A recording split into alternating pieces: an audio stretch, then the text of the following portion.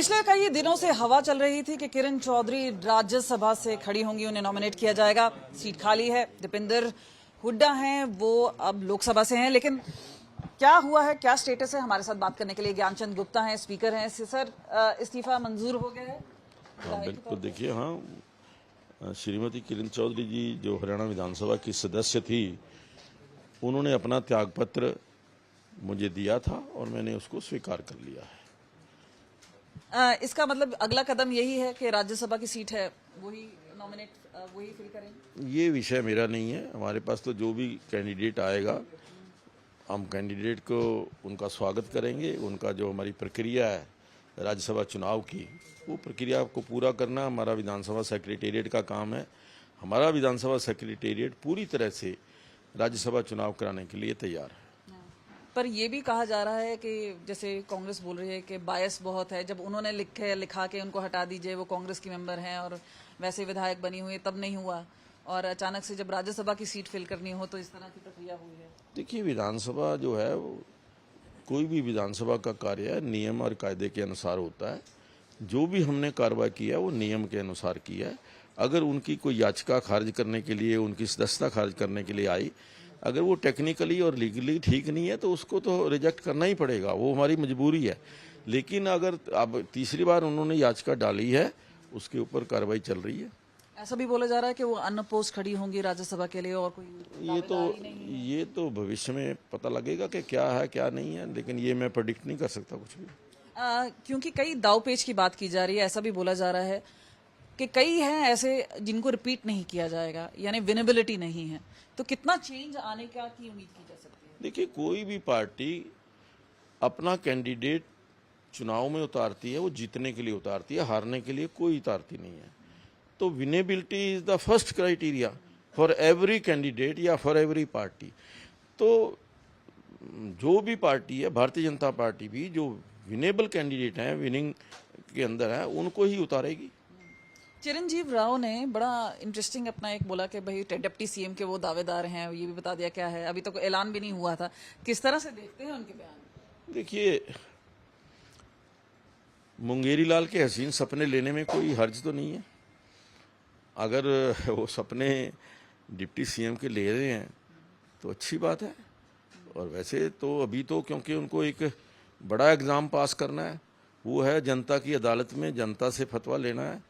जब तक जनता से उनको जनता चुन करके नहीं भेजती, वो अपने आप को मुख्यमंत्री भी कह सकते हैं, क्या उसमें हर्ज है?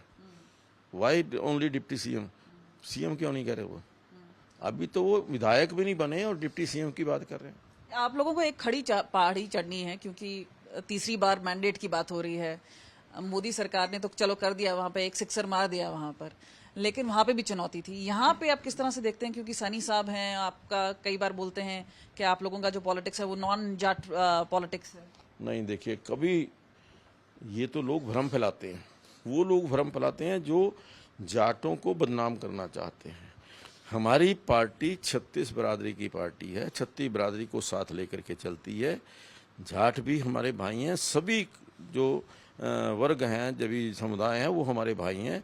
और कांग्रेस पार्टी ही, उनके नेता जातीय आधार पर लोगों को बांटने का प्रयास कर रहे हैं। वो तो जातीय आधार पर जनगणना की बात करते हैं, और वो तो अगर सेक्युलर है, हम कम्युनल हैं, हम जाट की बात करते हैं। तो इसलिए अब लोगों को ज़्यादा देर तक भ्रम में नहीं रखा जा सकता, ज़्यादा देर तक लोगों को मिसगाइड नहीं किया जा सकता। पिछले लोकसभा चुनाव के अंदर कुछ हद तक उनको सफलता मिली थी, लेकिन मैं समझता हूं कि अब प्रदेश की जनता कांग्रेस के बारे में पूरी तरह से जान चुकी है। और मैंने एक और बात कही है, वो किताब लिए फिरते हैं, कहते हैं हिसाब दो हिसाब दो। मैंने अपनी विधानसभा का हिसाब बही खाता तैयार कर लिया है। 121 काम पिछले 10 साल के अंदर मेरी विधानसभा के अंदर हुए हैं। मैं चौधरी भूपेंद्र सिंह हुड्डा जी को आपके माध्यम से कहना चाहूँगा कि उनके 10 साल का जो काम काज का हिसाब किताब है, पंचकूला का हिसाब किताब, वो लेकर के आए, किसी भी टेबल के ऊपर बैठे, हिसाब किताब मिला लें, किसका देना लिखता है, किसका लेना निकलता है, वो जरा पता लग जाएगा। वहाँ पे भी कहते हैं कि चांद के बीच में कंपटीशन है, मनीष बंसल भी हैं, कौन प्रतिद्वंदी देख रहे हैं पंचकुला में अपना? देखिए, कोई आए, हमें किसी पे से कोई चिंता की बात नहीं है। अपनी तरफ से हर पार्टी बेस्ट उम्मीदवार देने की कोशिश करती है। जो आएगा चुनाव लड़ेगा और जनता ने उसको चुन करके भेजना है।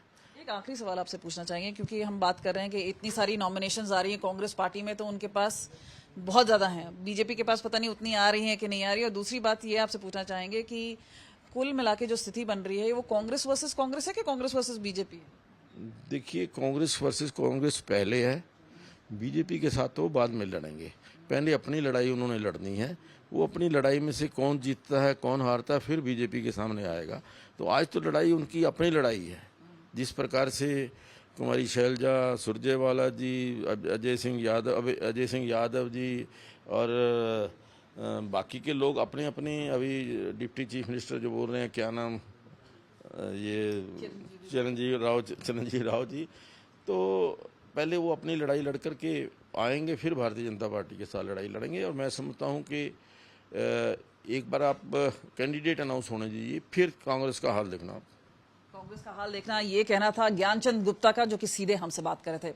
कैमरा पर्सन चांदीराम के साथ कमलजीत संधू।